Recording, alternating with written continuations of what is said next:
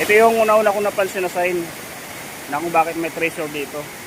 Kasi nung pinasok ito ng Taiwanese, gusto nila bilhin ito sa ano kay Kuya Peter, sa ano, na Australiano.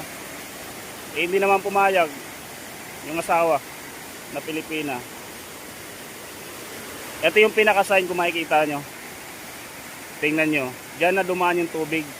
Instead na dito sa kabila. Ayan o. Niligaw nila ang tubig dyan sa kabila na yan.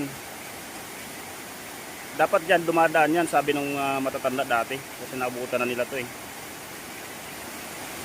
Meron pa nga yung 90 years old na. 85 years old. Dyan na dumadaan ang tubig dati. Nagulat na lang sila bakit dito na dumadaan. Ibig sabihin, nandito talaga ang treasure dyan sa baba na yan. Para hindi mahukay, niligaw yung tubig dyan.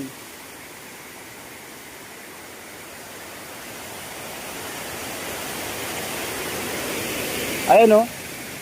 Hindi naman bato yan eh. Simento po yan. Oh.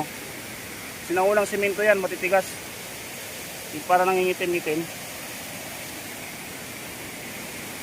Tigas yan. Ayan. Yan daw dati ang pinakadaanan ng tubig. Yan.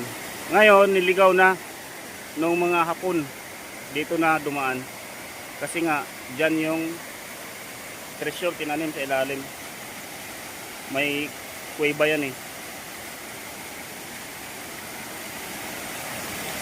So, yun naman po. Message lang kayo, comment lang kayo kung alam nyo ang lugar na ito.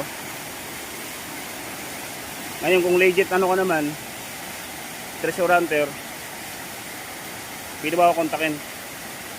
I-assist ko kayo.